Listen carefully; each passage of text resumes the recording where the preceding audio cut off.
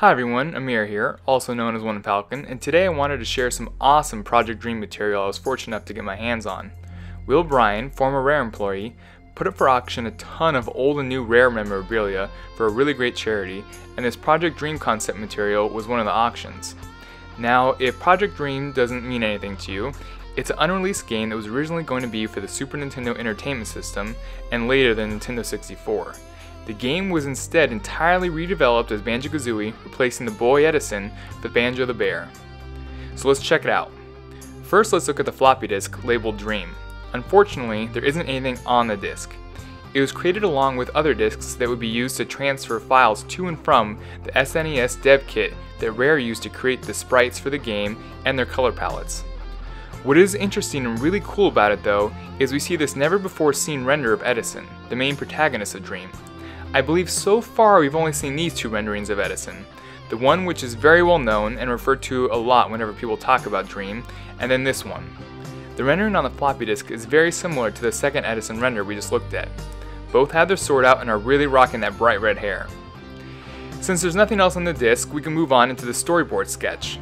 So this storyboard belongs to one of the story sections at the start of the game, which did end up moving to the N64 version of Dream. The three panels from the storyboard show how Edison meets Dinger the dog and the trolls from the mine who end up chasing them.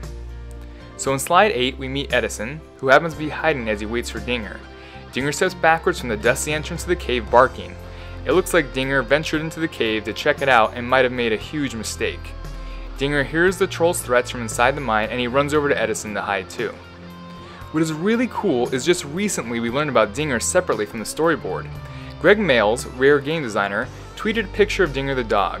Greg mentions in the tweet that before Kazooie was introduced into Banjo-Kazooie, Banjo's pal and companion was Dinger the dog.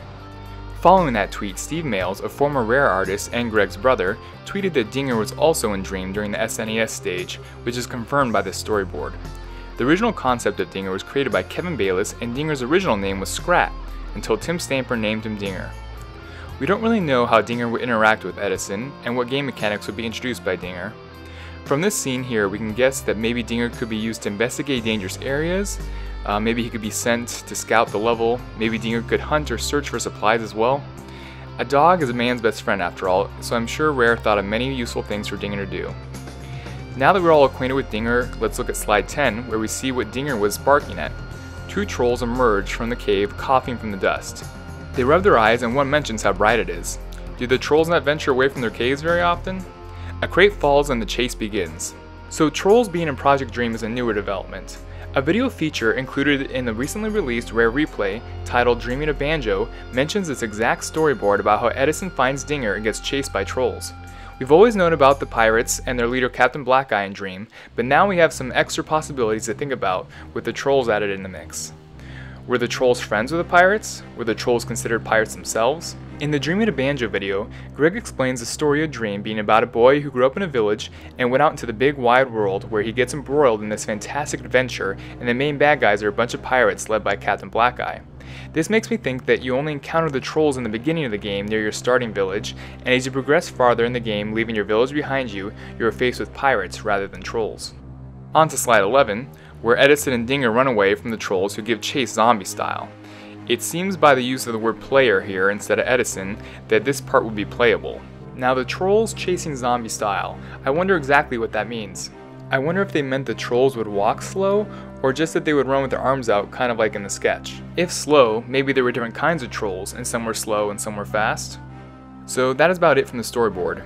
Now that we've met Dinger and the trolls, let's check out the character sketch for Captain Cockeye. No, not Captain Cockeye, Captain Cockeye. It isn't known what his exact role would have been in the game, but he did make it further than just sketches. Captain Cockeye's original high-res model and low-res model were created for the game.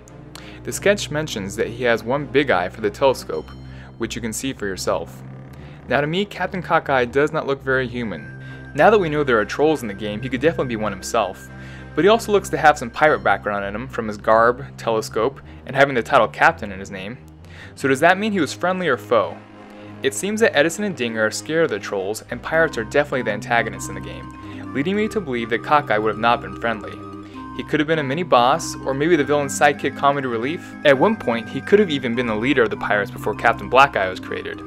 If Cockeye was supposed to be a friend to Edison, maybe he was Edison's mentor in the starting village portion of the game. Edison is just a simple boy at the start, and this old washed-up captain stuck here in the village could help lead Edison to a more adventurous life while teaching him the ropes. So that about covers everything we can gather from this dream material that has recently seen the light of day. If you catch anything I missed or have any questions you think I can answer, leave a comment below. Thanks for watching!